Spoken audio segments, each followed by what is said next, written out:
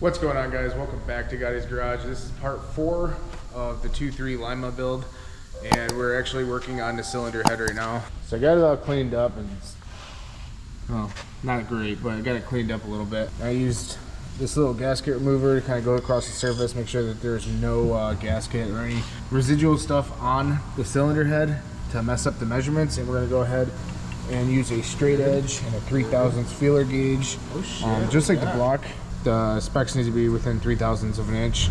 So I'm suspecting if anything is bad, this head is going to be warped, which is just a machine shop job, and it kind of gives me a reason to go through all this. But if this head checks out good and everything is fine on it, I'm not even going to touch the valve train yet, because that's going to be like a future upgrade for a cam and stuff.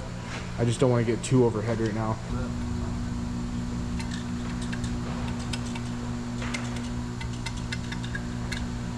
I'm like,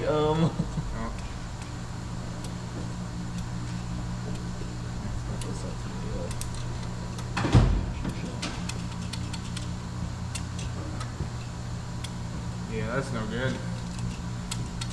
Fuck.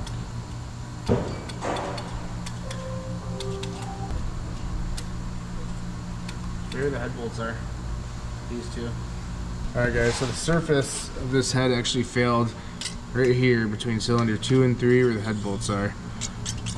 So we're definitely gonna have to get this redecked, which sucks, but we're gonna make some calls today then and see what the time frames are, because I don't know about down here, but up north it was like sometimes a 2-month wait, and I don't really want that, so I gotta make some calls and figure that out.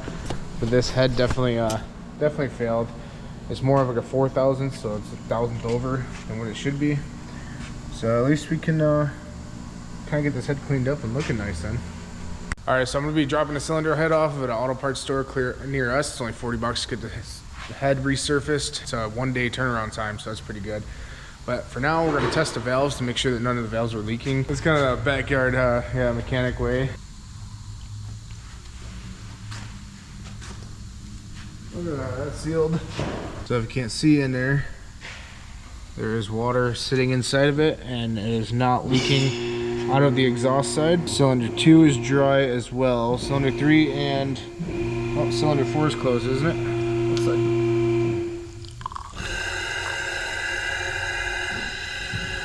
You can tell there's water inside there, just sitting, and no leaking out of there. So we're gonna rotate this so then cylinder 3 closes.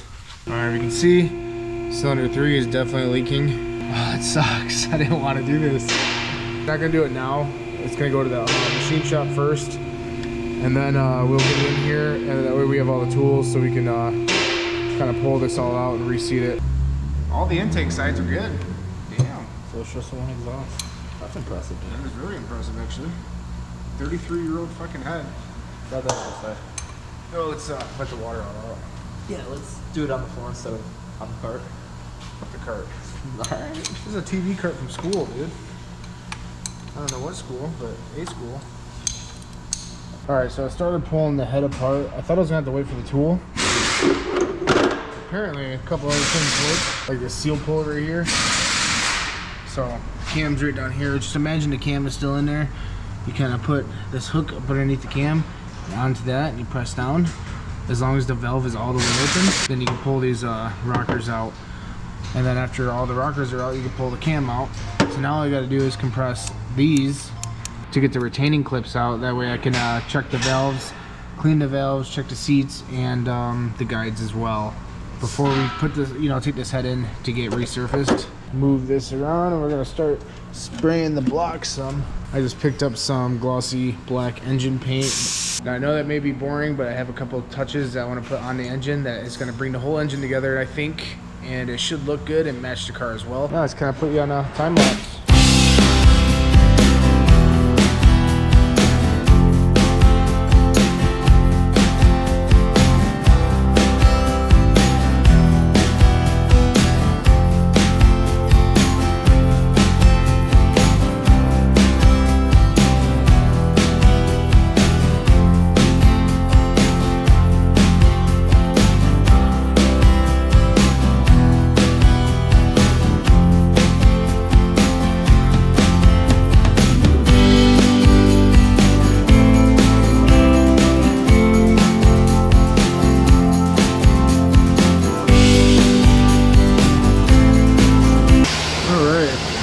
valves out. Very minimal play, so that's good. And look at the back of those valves. Wonder why they're not seating properly. That's the seats right there. Push this one out. That one was kind of stuck in there. Very minimal play.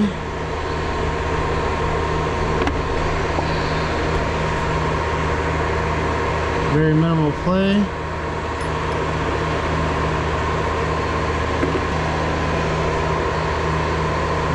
Same thing.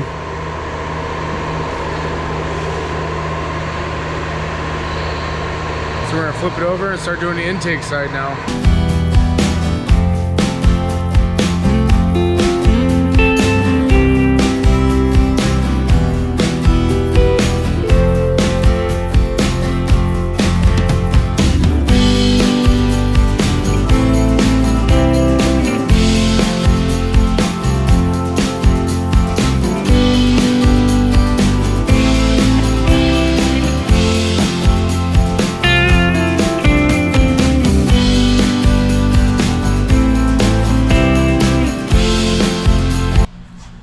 Here we got intake side 1 through 4 and exhaust side 1 through 4. Everything kind of together so they can go back to the same place. All I'm seeing is a little bit of buildup. Not too bad actually. I only had one, which is this one that was leaking. Which doesn't look too bad. That one looks worse. We're just gonna clean these up and then possibly replace the valve seats on here. All the valve guides were tight, so that's a good sign. And might have to replace, I'm not sure yet, maybe these. So I put every single valve lightly in a drill, spun it, none of them are bent. So we're just gonna clean up the surfaces on here, which we can use a wire wheel for all that. And then we're gonna clean up the valve seat as well with the wire wheel. That way we can get a better seal. This thing came out way better than looking like a chalkboard. Like I said, I know black is boring, but we're gonna have some little additional touches on here that's gonna make it way nicer. Real quick, it's kind of a slow day, but I got that thing painted. The head is all disassembled and we're about to take it to the machine shop right now. Block is fully painted and ready to go. So I got the valve cover all sandblasted, and the crank pulley and the cam pulley, as well as the auxiliary shaft cover. All right guys, we are at Mazda's right now, dropping off the head. They're gonna do the machine work on it, but this is a perfect opportunity to talk about today's sponsor. They sent me a phone holder for your car, for your windshield. Basically, it's a universal car mount for a dashboard. I will put the company's name right down here below, as well as a link, discount code in the description below too as well. But it fits universally a wide range of car dashboards, larger adhesive area for a stronger, superior attachment. But yeah, anyways, this is made out of metal. It is not cheap feeling. So there's a magnetic base that hooks up to your phone, comes with these little magnet rings in case it doesn't stick to your phone. But as you can tell, it is made with good quality.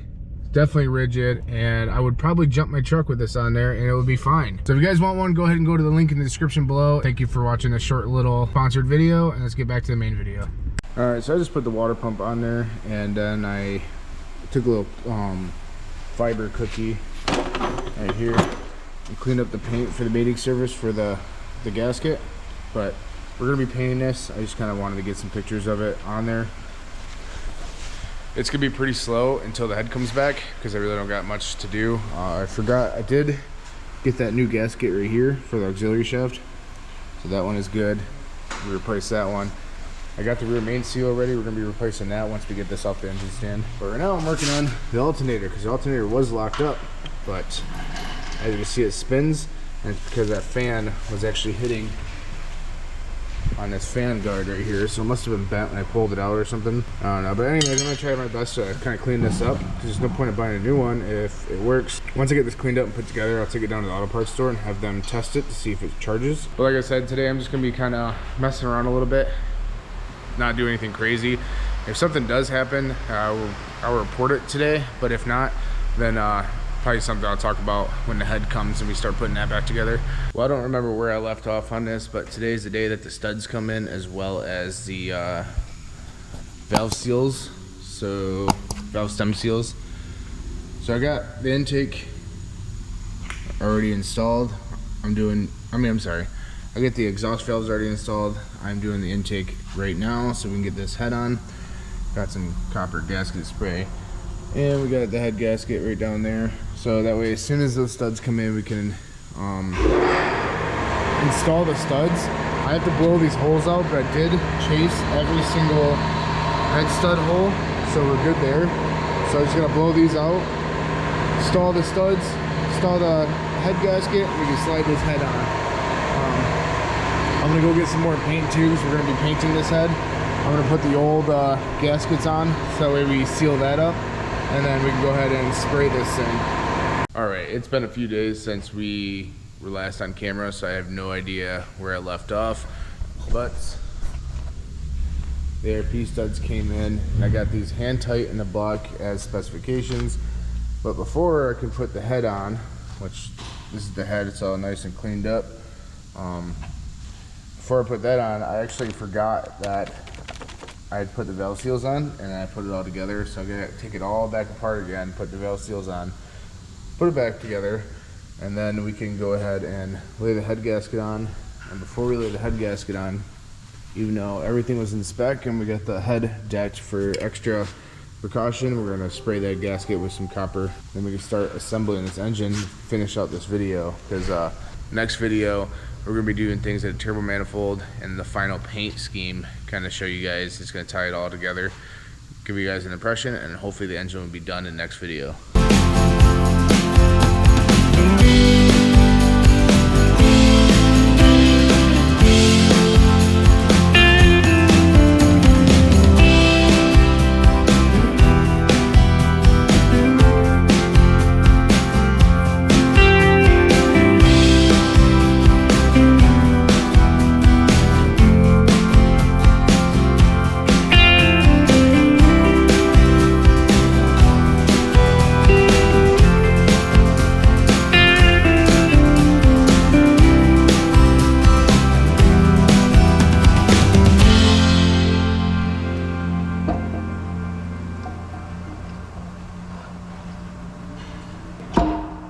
Alright, all the ARP nuts are on the studs, hand tight right now. And the torque sequence that it recommends is finalizing at 90 foot-pounds in 3 sets. So 90 divided by 3 is 30, so do 30, 60 to 90. And then the sequence is right here. Alright, so we got the head all torqued down. I'm going to finish this video off by installing the cam and the rocker arms. That way we can finish the cam up.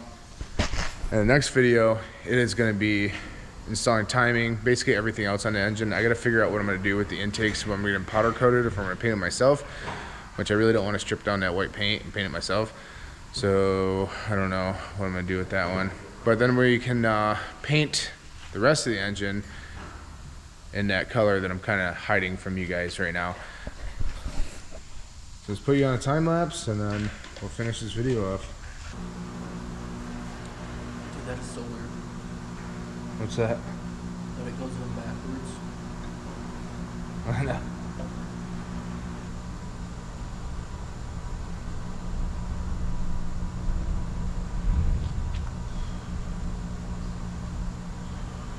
Look pretty good at that. Pornhub. That's where I learn all my stuff from. You got a twist.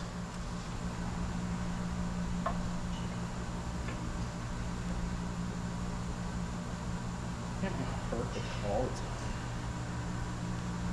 Alright guys, head's all back together. All we're missing right now is the valve cover gasket, because I forgot to order that. But the cam is all on, lubed up, everything is good to go. So we're gonna end it here, and then like I said, next week's video we're gonna be doing timing and stuff like that. I need to source an alternator now. If anybody has a T9 transmission, let me know down in the comments below, or email me at gaudisgarage@gmail.com and we can talk about that. So let me know how you guys think this build is going down in the comments below. So go ahead and give this video a thumbs up, hit that subscribe button, hit that bell icon so you guys are notified when next video is out or more content is released. We have another video coming that's new to the channel, and so look forward to that. And it's also something unique, as you know, as unique as the Merkur as well. So stay tuned for that. So I'll see you guys next time. Stay different. Subscribe.